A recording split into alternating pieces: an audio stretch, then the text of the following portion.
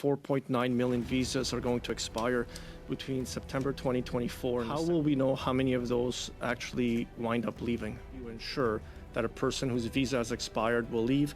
We know that just on study permits, there are 766,000 expiring by the end of December 2025. The department ensure that at the end of those study permit periods, those persons. Why the IRB now has a record number of backlogged applications for asylum. And you have said that tens of thousands of them are actually international students who are staying longer to applying for asylum, and you're claiming they don't have a legitimate claim to make. That those are your quotes, the headlines you're generating by doing communications out there. So are you saying you don't have a plan?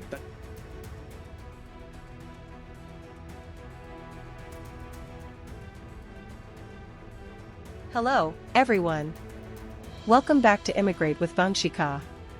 In today's video, we're talking about a pressing issue currently discussed in Canada's Parliament, the expiration of 4.9 million visas set to expire between September 2024 and December 2025, and how the Canadian government plans to manage it. Specifically, we'll focus on international students and their role in this situation. Let's dive in. Canada has seen a massive increase in temporary residents, including international students, over the past few years. As per recent reports, 766,000 study permits will expire by December 2025, creating a huge question: how will the government ensure that people leave when their visas expire? The minister explained that while the majority of temporary residents voluntarily leave, there are systems in place to monitor and enforce compliance for those who overstay. For those who do not comply, agencies like Canada Border Services Agency, CBSA, are responsible for removal after due legal processes. Now, the government has also put forward an immigration levels plan that sets a cap on the number of international students allowed into the country. However, there's a discrepancy between the number of students whose permits are expiring and the number of new students allowed entry. Critics argue that migrants and international students are being exploited. They contribute significantly to Canada's economy, but they often face vulnerabilities due to temporary status. Many also argue that successive governments have focused more on temporary migration rather than providing permanent residency, leaving migrants at the mercy of temporary visa statuses. Migrant groups and organizations are calling for permanent residency for those already in Canada, claiming that this would give them the security they need while continuing to contribute to the country's economy and society. In response, the government emphasized that not everyone who enters Canada has an automatic right to stay. The minister acknowledged the challenges of balancing economic needs with immigration sustainability. They highlighted the importance of a managed approach, where only skilled individuals who align with Canada's needs are allowed to stay long-term. We're going to break down a key discussion happening in the Canadian Parliament regarding asylum applications and the growing backlog at the Immigration and Refugee Board, IRB. This issue has sparked a lot of debate, especially with claims about international students contributing to the backlog. Let's dive into it. Member of Opposition asked, "Minister, you've repeatedly said that a significant portion of asylum applications are from international students staying longer and applying for asylum.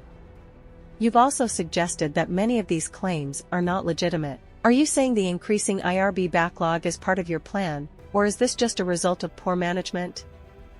Minister response: "Well, yes, there has been an increase in asylum claims, and some international students are involved. But it's important to understand that each claim is being assessed on its merit.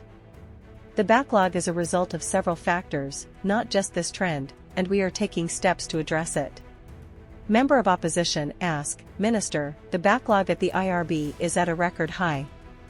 Your statements seem to be making things worse by fueling public concern. What concrete plans do you have to fix this issue, and why is there no clear action being taken?" Minister response: "We understand the concern, but this is a global issue. We're working on streamlining processes and allocating more resources to help reduce the backlog. We want to ensure that no claim is rushed and that justice is served for all applicants. As we can see, this is a complex issue with no easy solutions. The government says they're working on it, but the backlog continues to grow. What do you think about this situation? Do you think the government is doing enough to address the asylum process fairly?" So, what's the solution? The government's approach aims to balance economic growth with the sustainability of the immigration system. It's clear that international students play a crucial role in Canada's economy, but there needs to be a system that ensures fairness and addresses concerns about visa overstays and temporary migration. What do you think? Should the government offer permanent residency to international students, or is it right to focus on temporary migration? Let me know your thoughts in the comments below. That's all for today. I hope you found this video helpful.